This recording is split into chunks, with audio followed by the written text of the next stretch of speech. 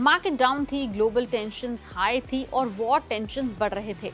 Market pressure में था, फिर भी 40,000 करोड़ से ज्यादा रुपए म्यूचुअल फंड्स में इन्वेस्ट हो गए। मार्च में रिकॉर्ड पैसा म्यूचुअल फंड्स में इन्वेस्ट किया गया।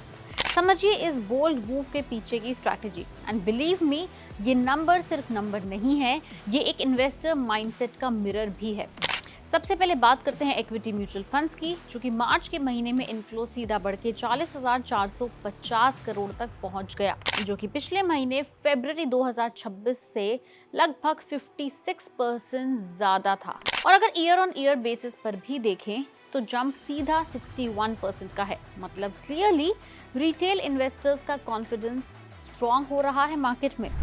और सबसे ज्यादा पैसा गया कहाँ? वो गया है फ्लेक्सी कैप फंड्स में, ऑलमोस्ट 10,000 करोड़ के करीब, जो ये लगातार दूसरा महीना है जब 10,000 करोड़ से ज्यादा फ्लेक्सी कैप फंड के इनफ्लो में ऐड हुआ है। दूसरी ओर देखें तो स्मॉल कैप फंड्स नंबर 2 पर रहे, 6,263 करोड़ का इनफ्लो हुआ। मिड कैप थर्ड नंबर पे, जिसमें 6,063 करोड़ का इनफ्लो हुआ। अगर हम आपको सिंपल लैंग्वेज में कहें तो लोग हाई ग्रोथ के पीछे भाग रहे हैं। और ये मार्च का इनफ्लो हम ये भी कह सकते हैं इसलिए भी हुआ क्योंकि मार्केट में बहुत ज़्यादा वॉलेटिलिटी थी। इन्वेस्टर्स ने मार्केट भांप ली और जब जब मार्केट डाउन हुई तब तब उन्होंने ज़्यादा वॉल्यूम के लिए अपने पैसे को म्यूचुअल फंड्स में इन्वेस्ट किया, विच क्लियरली इंडिकेट्स कि अब रिटेल इन्वेस्टर भारत का मार्केट को समझने लगा है। और इंटरेस्टिंग बात ये भी है, वैल्यू और फोकस्ड फंड्स में इनफ्लो ऑलमोस्ट डबल हो गया है। स्मॉल और मिड कैप में भी 50 से 60% का जंप देखा गया है, लेकिन दूसरी तरफ ELSS और डिविडेंड फंड से पैसे निकाले भी गए हैं।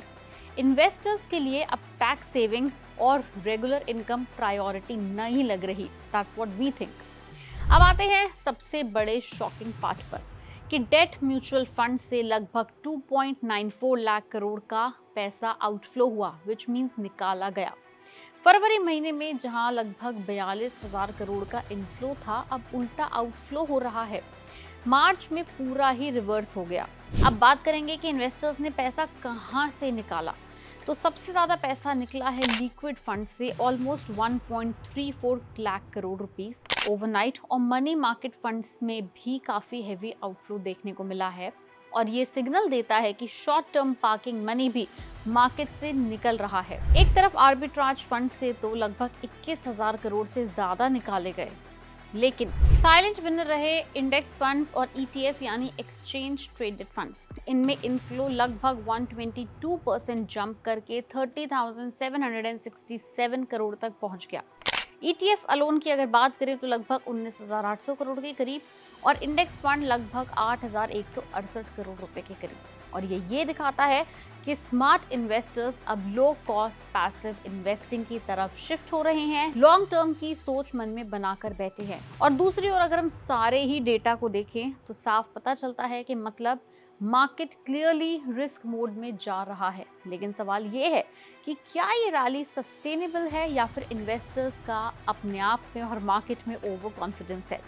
आप पैसा किस कैटेगरी में इन्वेस्ट करते हैं, इक्विटी, डेट या इंडेक्स फंड्स, या फिर आप ये भी बताएं कि क्या आपने भी इस मार्केट वॉलेटिलिटी में जब जब मार्केट में करेक्शन आई, क्या आपने भी पैसे इन्वेस्ट किए? हाँ या ना, किस सेक्टर में किए? हमें नीचे कमेंट सेक्शन में लिख के जरूर बताएं।